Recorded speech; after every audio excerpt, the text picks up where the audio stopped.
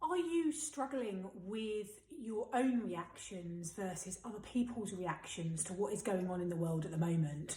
Because I'm seeing a lot of focus put on, why aren't they doing that? Why aren't they doing that? Being irresponsible, they're being selfish. And I can completely understand those reactions. So I wanted to be able to help you understand how people go through change and people's reactions to that change. So there was a psychiatrist back in the 60s, Elizabeth Kubler-Ross, who came up with a model which is used in business a lot these days.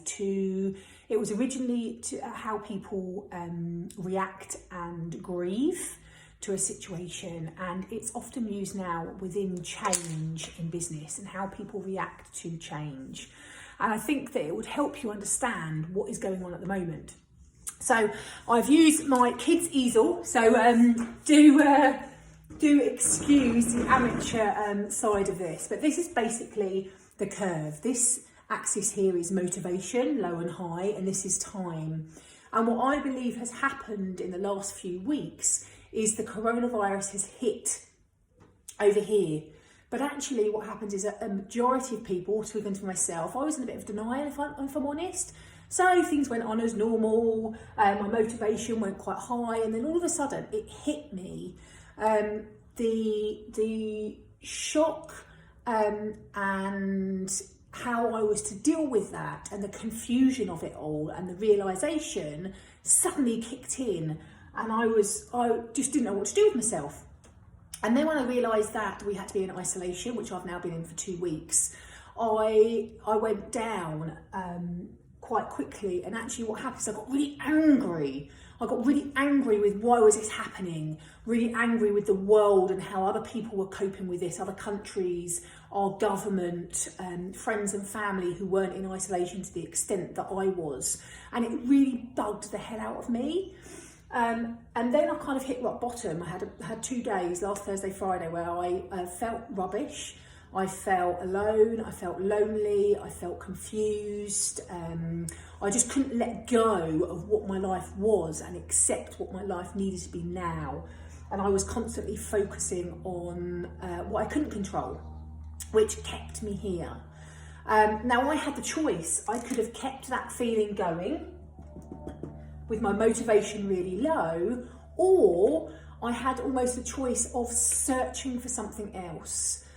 Searching for what else I could do, what else I could do to help other people, what else I could do to help myself, what I could do to help my family. And of course I was uncertain, and of course I was fearful of what the future looks like. What's my business going to look like? What's my family going to look like? Are my parents going to be okay? But I also needed to accept and embrace that uncertainty and start picking myself up.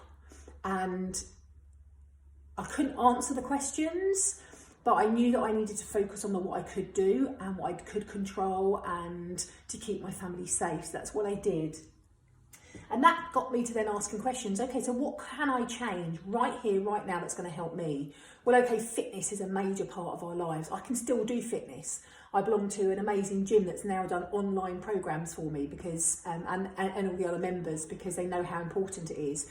All the incredible people in the world that are helping our community, which is amazing. So my motivation went up.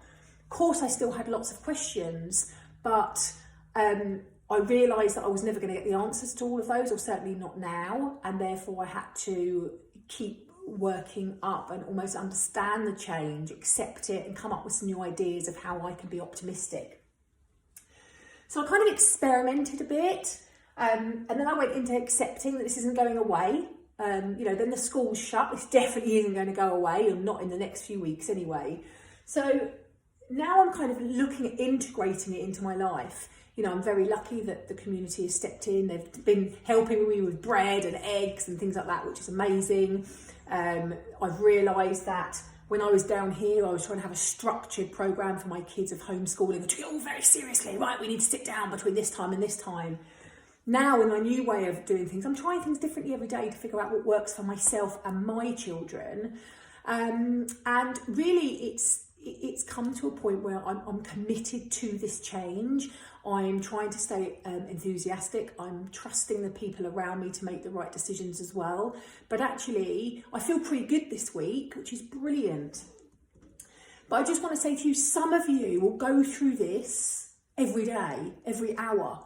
You know, I might be feeling really good right now, but I might go right back down into feeling really down, not being able to let go, in denial, getting angry with other people. And then I'll kind of give myself a slap around the face and try and figure out what I am doing as well. So those of you that are feeling anxious, fearful, blaming, getting defensive, okay, you know, hold that, own that feeling and decide how long you want to feel that for before you come up here, because otherwise you are going to stay in this pit. Okay, you can only control what you can control. So I hope that helps you understand a little bit about everybody goes through this in a very different way, very different pace, and you will be going up and down and around it. You know, some days I might still be in shock. Sometimes I might still be in denial of what's going on. Some days I might be in this frustrated, really down bit. And I might be doing that all the time. But allow yourself to go through this. It is natural human behaviour. And I hope it really helps you understand yourself, your family and other people that might be at different stages of this change curve than you are. Let me know your thoughts.